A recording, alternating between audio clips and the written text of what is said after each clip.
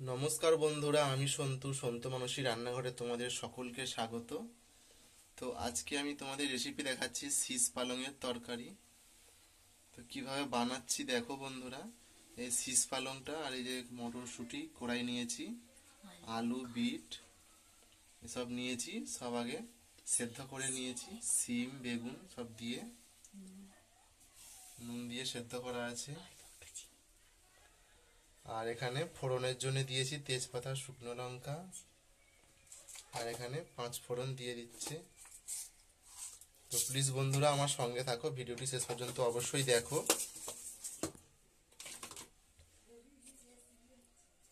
এবার তেল দিয়ে দিচ্ছি। এবার বন্ধুরা পেঁয়াজ কুচিটা দিয়ে দিলাম। পেঁয়াজ কুচি দিয়ে আবার ভালো করে নেড়ে নিচ্ছি। খুব সুন্দর গন্ধ উঠে গেছে ফোড়নের।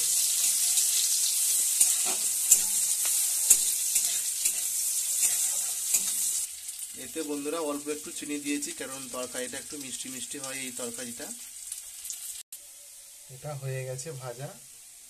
এবার এটা সর্ষে জিরে বাটা আছে, এটা দিয়ে দিচ্ছি।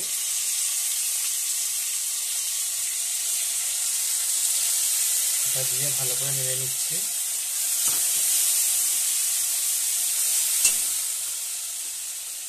একটু সামান্য হলুদ দিয়ে দিচ্ছি।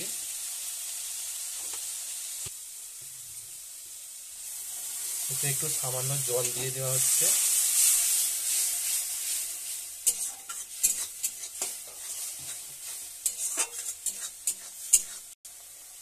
এবার তরকারিটা পুরোটা ঢেলে দেবো।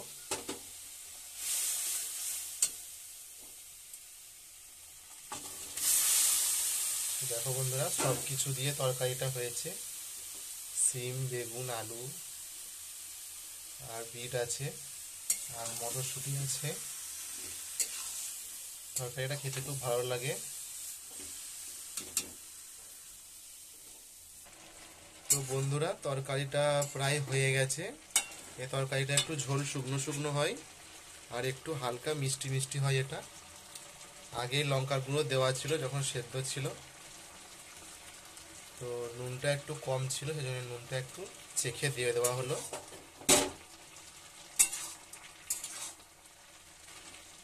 তো তাহলে বন্ধুরা দেখতে পেলে তোমরা, কম সময়ের মধ্যেই কিন্তু তরকারিটা হয়ে গেল। তরকারিটা আবার নামিয়ে নিচ্ছি। দেখো বন্ধুরা নামিয়ে নিয়েছি, ধোঁয়া উঠে গেছে। তাহলে আমার কত কম সময়ে দেখতে পাচ্ছ হয়ে গেল। তো বন্ধুরা তোমরা আমার সঙ্গে ছিলে সেই জন্য অনেক ধন্যবাদ আর আমার ভিডিওটা দেখার জন্য। তো প্লিজ বন্ধুরা আমার চ্যানেলটিকে অবশ্যই সাবস্ক্রাইব করে দিও, শেয়ার করো, কমেন্ট করো সবাইকে। এখানে ভিডিওটি শেষ করছি।